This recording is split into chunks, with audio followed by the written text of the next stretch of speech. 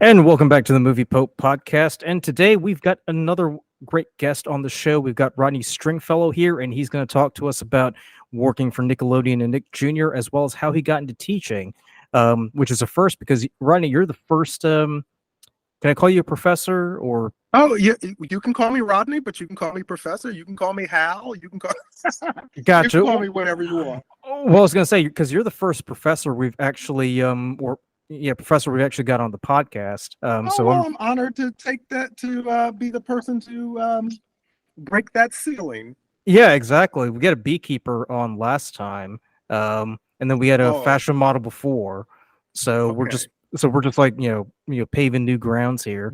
Uh, absolutely. but before we dive in, remember to like, comment, subscribe, and let us know down in the comments what you think. And if you're enjoying it, please share this video with everyone else that you know. And let's get started.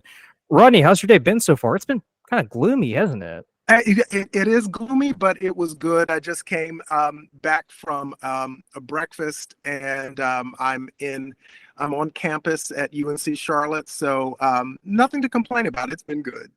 Gotcha. You're how was your Thanksgiving, by the way? It was very good. It was busy. My wife's family drove up from Florida for the first time, but it was great. A little hectic as family holidays tend to be, but it was great to see them there. Gotcha. Well, that's good. I mean, we'll just keep in mind because Thanksgiving is just the prep work for Christmas because that's the Yes, ultimate it family is. holiday right Yes, there. it is. Yes, it is. So Ronnie, I had Julie Emmons on a few weeks ago, and she introduced us Yep. and we've been going back and forth via email. So I want to go and start off. Can you tell me a little bit about yourself? How where you came from, what you were doing before you became a writer and a professor? Okay. Okay. Well, I'm going to try to make this not too long and rambling because it's a long and rambling story. Um, Prior, well, going not all the way back, but I was born and raised in Indiana.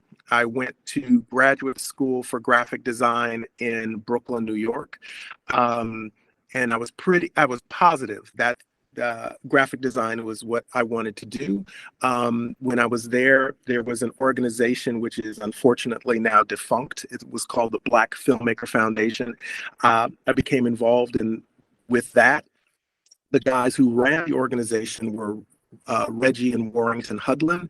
They were filmmakers. They are filmmakers, and they just produced their first feature film, House Party, and for New Line Cinema.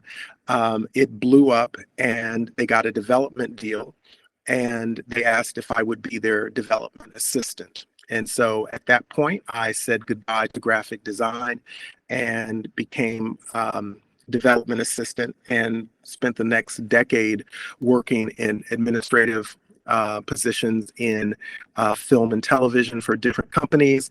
I ended up working for a wonderful woman named Maria Perez Brown, and she was the executive producer slash creator of a Nickelodeon series called Gullah Gullah Island.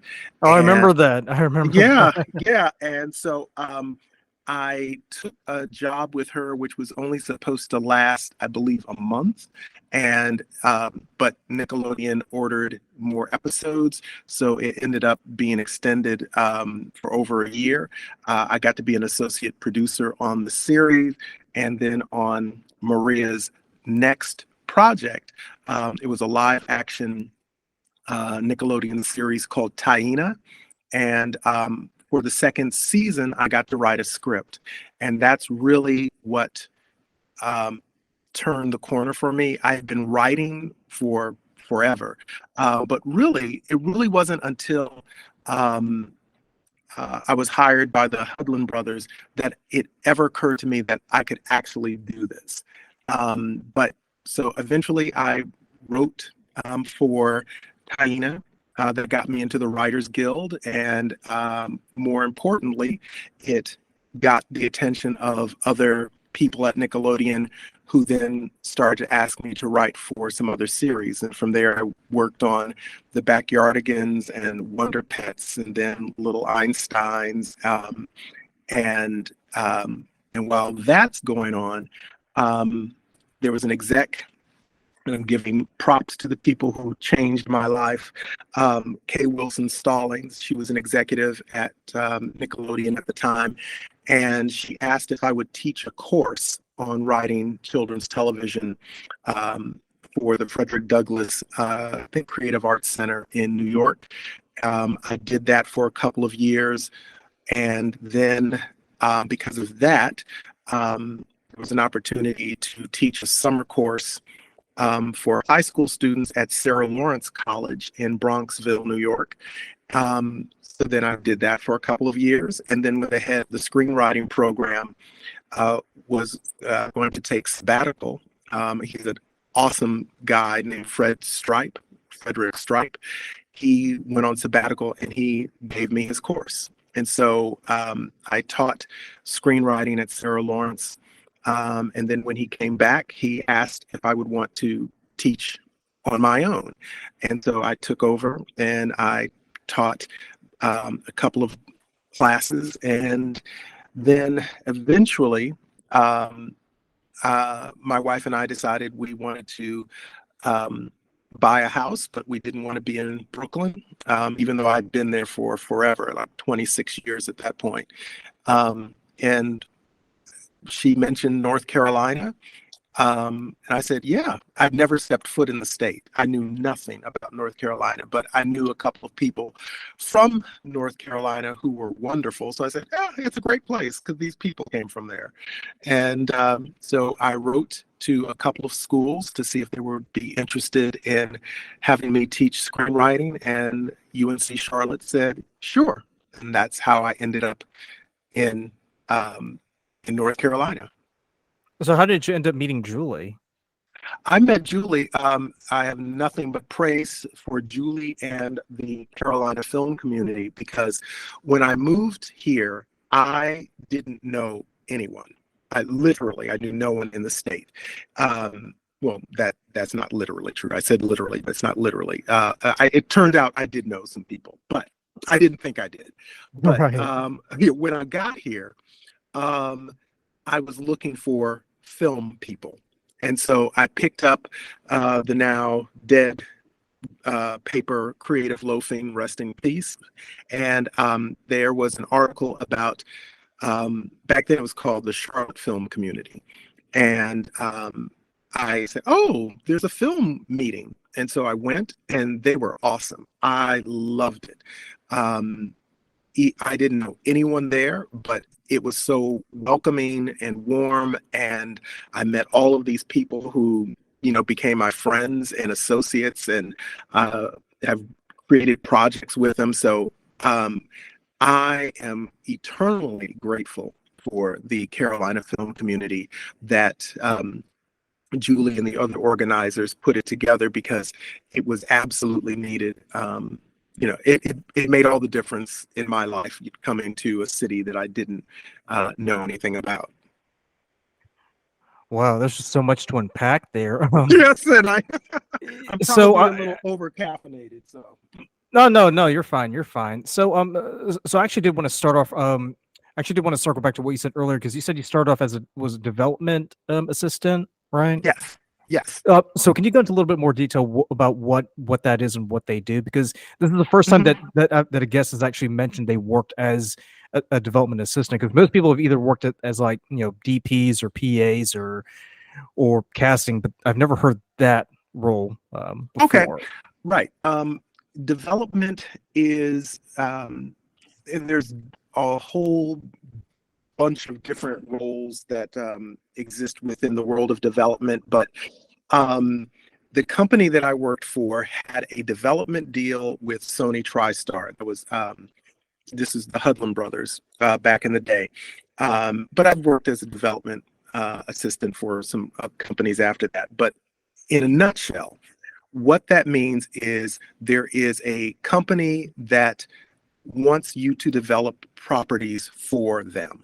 And and to achieve that, you have to either come up with original material yourself, or you can also cast a net and see if you can find other properties that you think the production company would be interested in producing. So sort of So, like so it would sort of be like either so to use an example, so you could either come up with an idea for like, you know, for let's say like a dog flying to Saturn in a mhm, homemade rocket, or adapting, or adapting an already existing sci-fi book, right? absolutely, Okay. absolutely. And yep, and so what my job as an assistant was, and I think in general, this is what development assistants do, is we were the people who were tasked, well, let me not say we, I was the person who was tasked with reading all of the screenplays that were submitted to the production office. And I had to read them and then write coverage for the scripts. And coverage means that I am reading the script and then I'm writing a summary of what the story is, and then I evaluate it to determine if it's something that I feel my bosses should read, and because I feel that there's something there that we should develop further. But Um, it's not, but it necessarily wouldn't apply to every spec script that comes to you, because there could be some that you look at them, you're like, wow, this is really, really bad. Like, I'm not going to even tell them about that. So oh, assuming yep. so I'm assuming you're not going through all of them. You're just like filtering out the ones that may have potential, and the others, either figuratively or literally, you put in the can, right? Well, yeah. Now, the way that I operated and the way that I was told to operate was everything that came, I had to like lay my eyes on. And now, what I was told is I had to read at least the first 10 pages of a screenplay. And Okay. then I could assess whether they knew what they were doing. I just spoke to a friend of mine who said that nowadays, um, development assistants don't even read 10 pages. What they'll do is they'll read the first one or two scenes. And if the writer has not grabbed them by the throat or has shown that they don't know what they're doing, in the first one or two scenes, you've done that in the first 2 or 3 pages. You can then just say, nope. And so that was when I was an assistant. And this was way back in the day where all of the screenplays I received were printed on paper. I had an enormous and always growing stack. So I was looking for reasons not to finish a script. If someone chose to print it on some funky colored paper, if they used the wrong font, if I caught like 3 typos on the first page, it's like, oh no, I'm not reading this. So, but yes, I was the first line of defense when it came to trying to get properties into the hands of my bosses. Now, you did mention something earlier. Can can you talk about what is it about a script that needs to stand out to you, that makes you stop and Oh, think, excellent. this is actually, worth looking at, because because being a writer myself, I feel like anything that I write is, pure gold. But that wouldn't necessarily. I mean, you could probably test this too. A lot of writers think that about themselves, but you don't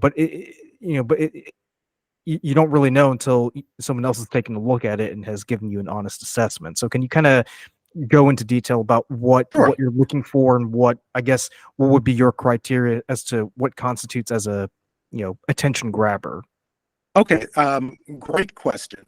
Um, First of all, there is not a universal set of criteria that everyone follows. Specifically, there are going to be production companies and networks who, or even investors, who are looking for a specific type of story. Sometimes they're looking for a vehicle for a particular actor or director. So um, there are a lot of things that determine whether they're going to be interested in it that the writer can't possibly know.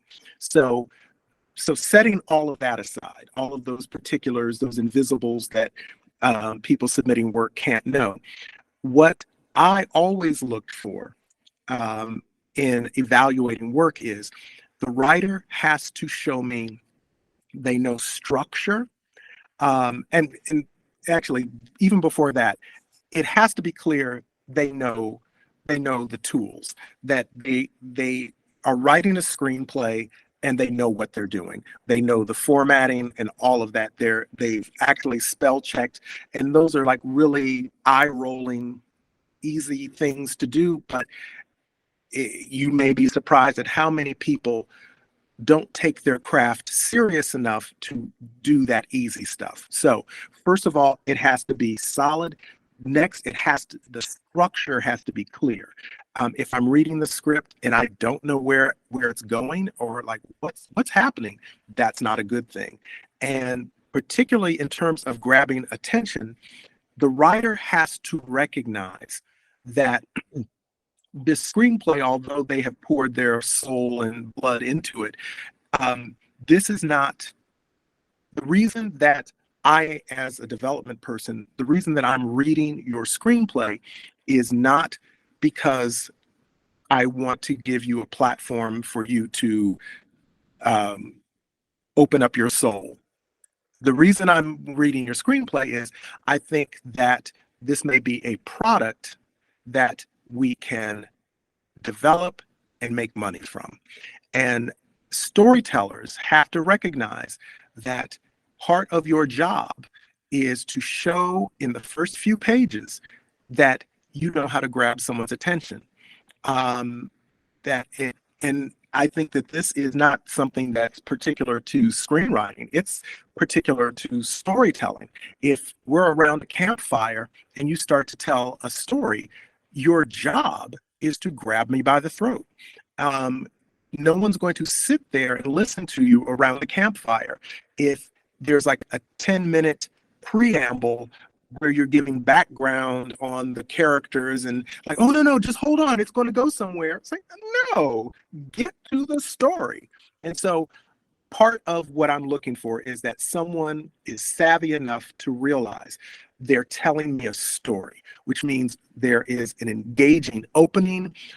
You've given me a question that I really want to know the answer to, that you have the ability to make me lean on the edge of my seat, and that the stakes are getting higher and higher. There is this satisfying climax and a resolution, hopefully with a twist or a surprise. So those are kind of basic things, but that's what we're looking for when, like, we want to be engaged because that's what audiences want. Right. And from my because I studied filmmaking at UNC Greensboro, and I remember my Mhm. screenwriting class. I remember they said, well, the very basic structure is, the character starts off in an, I guess, quote unquote, normal state. A problem arises.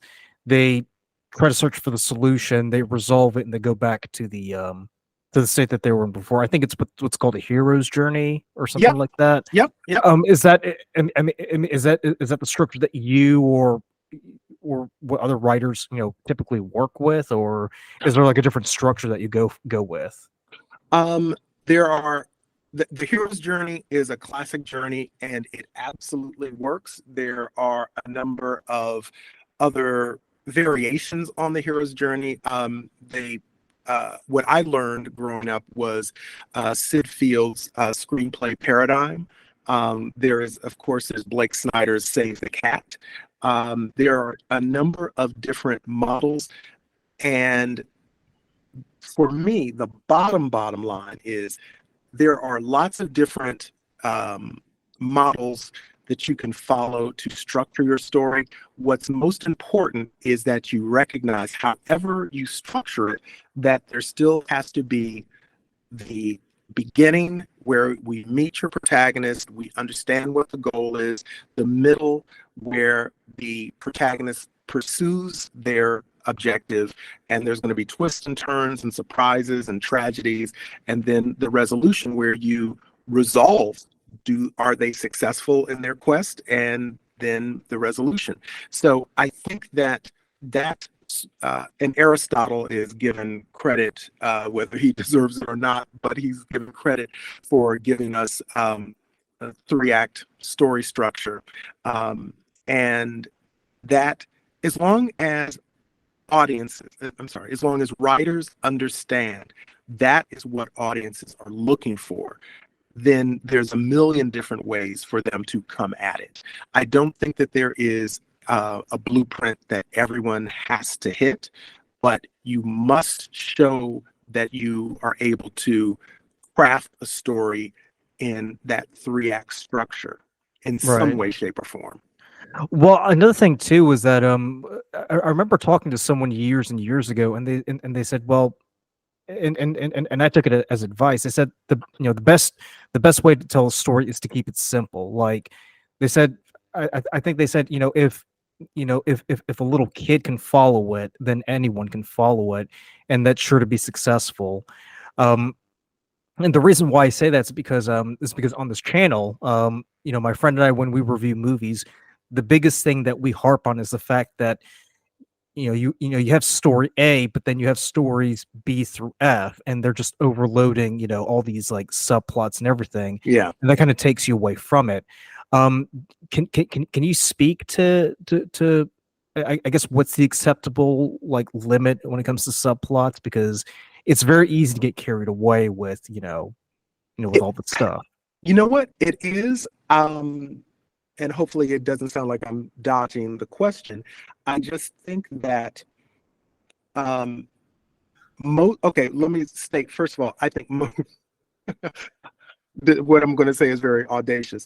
Most stories are bad, meaning that most stories for most people don't work. There's most of the content that whether you take it in as a book or as a television series or film, most of what you see, you are not going to care for, and that's okay. So, having said that, there's a lot of material out there that just because it was produced and people put money behind it doesn't mean that it's good. Having said that, I think that the problem isn't with subplots or the number of them. I think that the problem is that they weren't able to tell it in an engaging way or an authentic way. So I don't think that the problem with bad storytelling is that someone is following a wrong formula. I think that there's actually it's because in my estimation, telling a good story is difficult.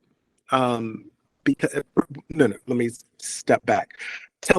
Creating a good film is difficult because it's not just the story, it is the directing, it's the performances, it's the cinematography, it's the music, it's the sound. There's so many different things that could go wrong to destroy the story for you. So it is difficult, but I think that when addressing the idea of too many subplots, I think that the problem isn't with too many subplots. I think the problem is probably that they didn't handle it well. They may, because you as the audience, if you're watching this film and they take you to a subplot and you're rolling your eyes, then the problem isn't that they gave you a subplot. The problem is you don't like that subplot, or it wasn't engaging to you, or that you feel like it's superfluous. So I think that there are, and I'm sure if we sat down and started rambling off different films with, a gazillion different plots and subplots, you would see, or I think we would both see, no, there's a bunch of films that have 20, maybe not 20, 15, a dozen subplots that worked really well. So I don't think the issue is the number of subplots. I just think that they're not handling it well. So it's just more about perspective then, I, right? well, yes and no. I mean, I do think that I do believe that there are bad movies. And I believe that there are some, movies that get made and get millions and hundreds of millions of dollars behind them that suck. And I think that I don't think it's necessarily subjective. I think there are objectively some really terrible movies out there. And but I think that um yeah, I'm hesitant to just say I think the issue is um it's this element, because for every movie that sucked, that has too many, damn subplots, we could come up with a film that is fabulous that has that exact same number of subplots. So I think there's so many um, different things that can go wrong in film that makes us hate them. Right, right. It's such a huge rabbit hole right It there. is. It is. So I want to shift gears and I want to talk about writing children's shows, because on the surface you think you'd think it'd be a pretty simple thing to do, because you know as an adult you're thinking, well, kids are pretty stupid. I mean, you just have a kid chase a ball, and then they run to the woods and they find some pixies, and then they have a little adventure, and then that's it, job done. But I went back and I watched a lot of the shows that I grew up watching back in the 90s, Uh-huh. like The Adventures of Pete and Pete, Rocco's Yeah. Modern Life, and you look at it and you're like, wow, this is actually really good. This is really, really complex. There's a lot of nuances that just flew over your head, back then. Now you're like, oh, I get it now. I get it. Can you can you maybe talk about what what's the mindset or the philosophy when it comes to writing a children's show? Well, it depends on. I'm qualifying everything, so forgive me. It depends on what the show is and who the show is for and what network or channel it's for. Because when I came up writing initially for Nickelodeon, all children's television, any television series for kids under 11 years old, there was supposed to be a curriculum. And one of the biggest challenges, and not in a negative way, but one of the biggest challenges for writing children's television when I started writing was to address the curriculum. Um, from 6 to 11, and certainly from preschool, they were really they had to have a curriculum. Things have changed considerably now. There are lots of children's programs that are for 6 to 11, and they don't have a curriculum these days. So it really depends. Like I recently have been working for the Fred Rogers company for some from PBS Kids series, and they are very heavy on curriculum. But some of the other networks, they're more interested in getting audience attention than they are with educating kids. So the entertainment value versus the educational value, right? Yeah. And so, and the reason that I think that that's not necessarily a bad thing. It's not necessarily a good thing either. But when it comes to the world of children's television, is much broader than it used to be. Way, way, way back in the day, before I was involved in it, long before I was involved in it.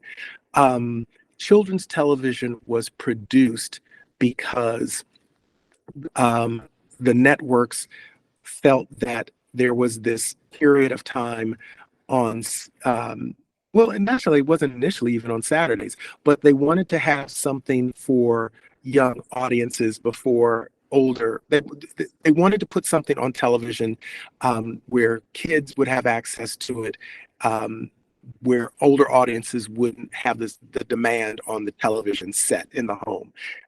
Eventually, there were mandates from the government saying that all of the broadcast networks had to have educational programming for young audiences. And so all of the broadcast networks had to have programming, and there had to be an educational component.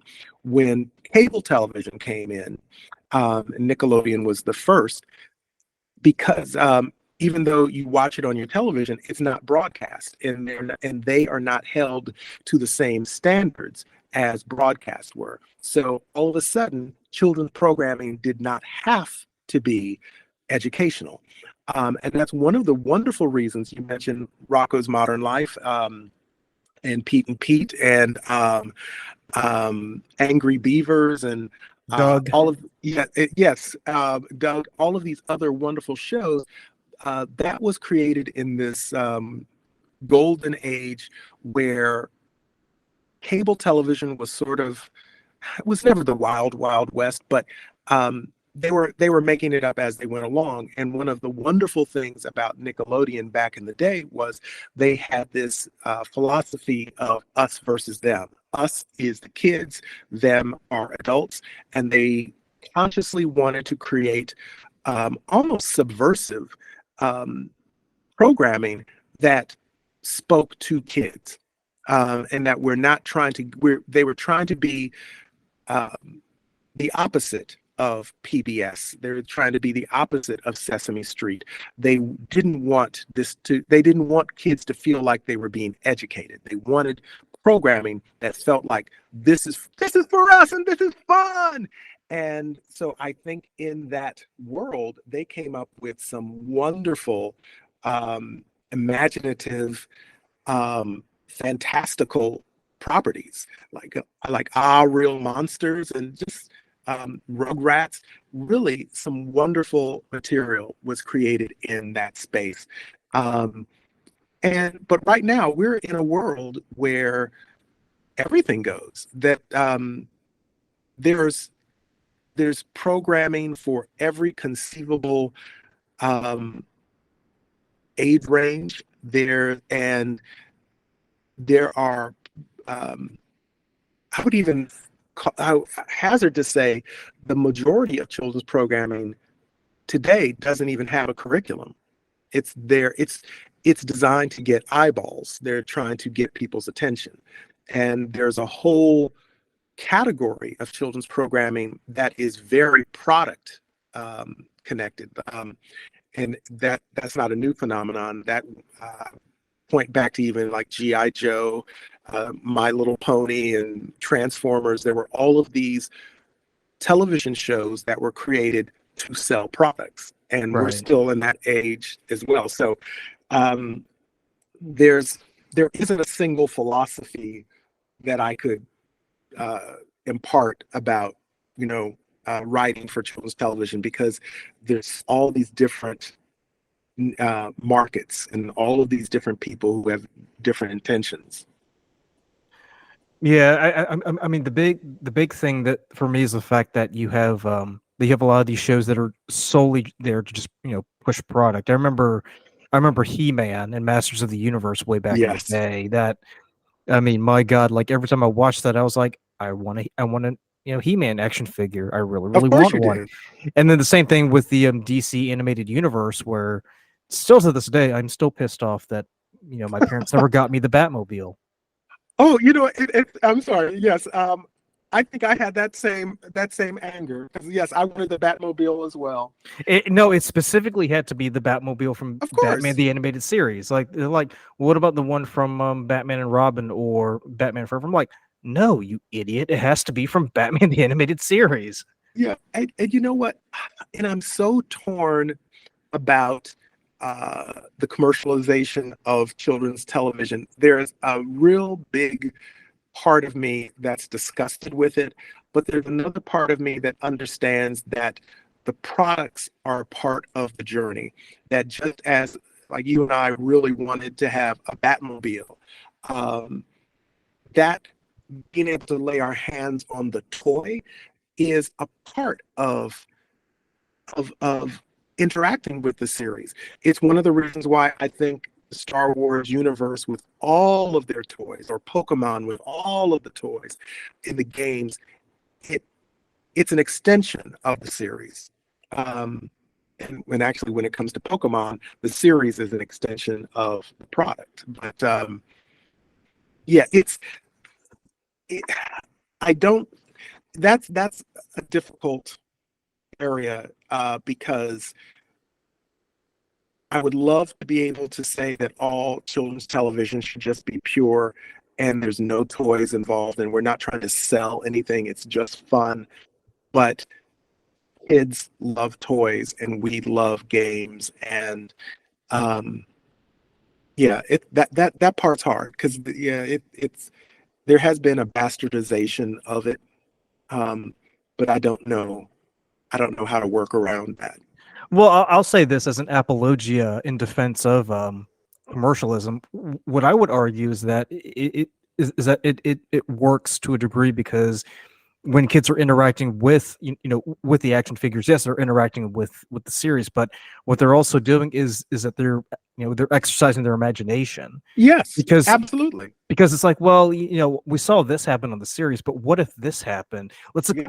Let's go down that lane, and for all we know, it could cultivate something inside of a child where years later they decide, maybe I do want to make this as a career, not just something that you do in playtime. No, absolutely, absolutely. I think that there's probably a balancing act that parents and child consumers have to walk in terms of not being sucked into simply consumerism. But yeah, I think that there's absolutely a plus side to the idea of play as well. And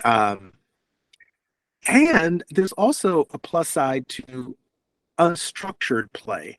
That there is something to be said about stories that children generate and games that they generate as opposed to it's something that I've laid out and it's a video game or it's a board game or it's you go to my website and it's there.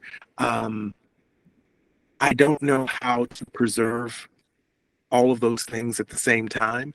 And maybe people are more resilient than I suspect we are, and that everyone's going to be okay. But I don't know. I think that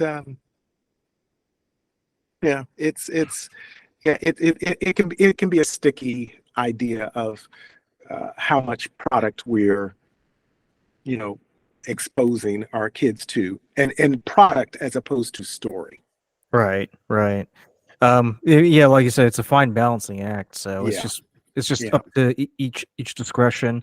yep. Um, now you mentioned before we started recording that you were working on some projects for Nickelodeon. Was that right? Yeah, and because they are not out the gate, unfortunately, I can't say what they are. But um, the Nick series is it's a preschool series, and so um, I'm just waiting to hear if they give us the green light to move forward on it. I love it. I think it's great. I'm not the creator on it. I'm just one of the writers. Um, and as a writer, I am always pitching series and ideas to different people. So I sort of feel like a farmer. I plant seeds and I'm never quite sure what's going to sprout. So we will see. So another thing I wanted to ask you too, is you mentioned earlier that you're a member of the WGA. Can you talk a little bit about what are the qualifications for getting into it and what you do to maintain your membership once you're in it? Oh, okay. Well, yeah, and actually, currently I'm not in it. Currently, I Oh, am. okay. Yeah, because I wasn't able to maintain it. Meaning that what the reason I got into the Writers Guild of America East was because I was writing on a live action network series, um, and in for the WGA, and I'm very happy that they finished their strike and they got what they wanted. Um, I kind of sort of wish they had gone even a little further, because um, in the world of children's television, for the world of children's television, we are sort of the bald-headed stepchildren, because, and I say that because our writing largely does not fall under their umbrella. If we are writing live action children's programming, we are covered by the Guild, but animated children's programming is not. No, just to make sure, this is specifically animated children's, not animated adults, right? No, animated adult, you are covered by the Writers Guild. Okay. So if someone's writing for Family Guy or Bob's Burgers, you are in the Guild. Okay. But a long time ago, at least the way it was explained to me, is that the networks got the Writers Guild to carve out this area that would not include children's television, because the argument was that the audience wasn't as big, it's not as profitable, we're only doing it because the government makes us do it. Of course, things have changed enormously since the mid 60s, but nonetheless, we still are seen as not being writers on the same level as people who write for live action. And most of what I write is animated, and so my work isn't covered by the Guild. That sounds kind of depressing, actually. Well, you know what? Well, I guess if you look at anything long enough, it could be depressing. But the truth, it is what it is. It on the plus, I can't really even say it's a plus side. One of the things that was interesting is, while writers who were working on Guild shows had to shut down completely during the strike, that didn't necessarily affect the world of children's television in the same way, because we don't benefit from them, not directly. And so we got to continue to work during the strike, and we weren't, breaking any rules. And so, yeah, it would be lovely if it were covered, and maybe one day it will be, but right now it's not. And so it's a separate world. Now, do you know how you maintain your membership? Is it just paying Yes. your dues, or what? Once you are in the Guild, you get to you do have to pay your dues, but once you're in the Guild, I think you have to work on a Guild covered show at least once every 4 years. I think that's it. And then, but if you have not written on a Guild show in 4 years, then you have the option to be, and I can't recall what the term is, but like you're in the gray area, and then if you're not able to get onto a show, then you're dropped. You can still, like, what I still pay some dues, but I'm not a full member. And so I don't get any of the member benefits, whenever I sign a contract, it's not held to the Guild standards. But I think, and that's really easy information to find out, but I want to say it's like 4 years. If you have not worked on a Guild show in 4 years, then you're in danger of being dropped. And the thought is that it's a union, and in order for you to be getting these benefits, you have to be working on one of those shows. And so, yeah, and actually, I think it's even similar for the Screen Actors Guild, that you can, even just because you're in it doesn't mean you're in it forever. You have to continue to show that you are working in the field. Gotcha. I was kind of imagining it was like renewing your insurance license or something, because I had to do that just recently. Right. Well, you know what? It would be lovely if that was all it was, that once you're in, you could just pay the quarterly amount or whatever and just stay in, but it's not. It's you have to continually demonstrate that you are working in that field, and they they give you some wiggle room, but if you're not able to demonstrate, and again, I may be wrong, but I want to say 4 years, then you're out.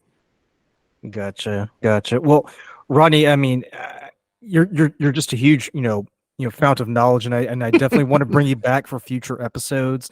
Oh, Um, my pleasure. I mean, I have so many questions I want to ask you, like what's the difference between character-driven and action-driven plots? But obviously, that's something we can save for a later conversation. Um, Excellent. I want to go ahead and just wrap it up. But before we do, if people want to reach out to you, if they want to learn more about your work, how can they do that? Um, I am embarrassed that I am not a social media maven. I'm on IMDb, I am on LinkedIn, but I don't have a website. I I have an Instagram account, but I don't think I've ever posted anything on it, so don't look for me there. But to find information about me, you could go to IMDb or to LinkedIn. LinkedIn is probably the best, Okay. or just Google me. Yeah. All right, yeah, and I'll definitely have the links down in the description below. But before we end, Rodney, I like to ask this of all of my guests: what's your favorite movie or TV show that you're watching or have seen recently that you want to just gush about and just say that's the bee's knees? Um, well, I think What We Do in the Shadows. I love it. Are talking about the documentary or the show? Oh, the show. The Oh, show. and Okay. I love the film as well. I love the film as well. But What We Do in the Shadows is always surprising. It is funny, um, and I'm astonished at how and for those who may not know, it is a mockumentary series about a group of vampires who live in Staten Island, Hmm. and it is always surprising. It's very um, aware of itself. It's funny. It's dark. Um, and I really, the two big things that I love about it is there's always genuine tension, um, which is amazing in a comedy series. But nonetheless, there's genuine tension in each episode. And I am always surprised. They always manage to do something that I did not see coming. They are genuinely outrageous, and it's funny. And on top of all of that, I love all of the characters. They're it's warm. They're warm, um, even when they're dastardly. Um, they have such heart. So I really like What We Do in the Shadows. So which character do you like the most then on that show? Um, I could gush about all of them. Um, I well, the first name that popped into my head, Guillermo, I love. It's like I love him to death. But also I love Nandor. Um, uh, and the name of the energy vampire just escaped Colin me. Robinson. Colin Robinson. Yeah. I was like, oh, I love them. They're wonderful, wonderful creations. So I hope it goes on forever. I really enjoyed Laszlo just because he comes off Yes, as like this pervert, but at the same time there's like more to him, especially when Nadja went to England to take control of the Vampire yes, Council. He stayed behind to take care of baby Colin Robinson. yeah. I'm like, oh well, this is another side. This is another side of the side of Laszlo I did not know about. I kind of Oh, like that. oh, absolutely. And uh, what is the actor's name? Is it Matthew Barry? Berry. Matthew Matthew Barry. Berry. Okay, Yeah. are you familiar with his music? Yeah, and I'm also a fan of his work because I know he made a cameo in Community, where he played a professor who teaches grifting, but he also played the boss in the IT Crowd. Um, I guess you could say he's like a proto Laszlo because he was pretty much Yes, the same thing except he wasn't a vampire. He just ran a really really shitty company. yes. And really, everything that I've seen him in, everything I've seen him touch, I just love. He is, I love him. So, and he has Matt and yet LeBear, well also too because he has such a majestic voice. So you think why is he doing comedy? How come he's not doing epic things like The Gladiator or Game of mhm, Thrones or something like that? But no, he chooses to do comedy. I'm like, okay, um, absolutely. No, he's yeah. awesome. He's awesome. And all of them, all of them. That that is such, and that they came up with such a wonderful spin off of the film. And I love the film, but oh my goodness, what they did with the series, like, mwah, chef's kiss. Really well done. Well, another thing too is because and I didn't realize this either, but the actors do a lot of improvising on that Oh, show. see, I didn't realize that either. It makes Yeah, sense. because a lot of the dialogue you're thinking, wow, they have to be really on point. And then I found out, oh, the writers actually give like a structure of where they want the actors to go in dialogue, but then the actors That's they kind of, brilliant. and I'm not like, wow, that's talent right there. Like That's mad brilliant. props to these guys. Rodney, I can't thank you enough for taking the time to come onto this podcast, Oh, my pleasure. Thank you for having me. and like I said, I plan on having you return for future episodes, and Absolutely. so just let me know what your schedule looks like. And for y'all who are watching, thank you so much for taking the time to watch this video. Remember to like, comment, subscribe, and let me know what you think. Let me know what videos you want me and the Movie Pope to review. And as always, thank you so much for watching. Take it easy.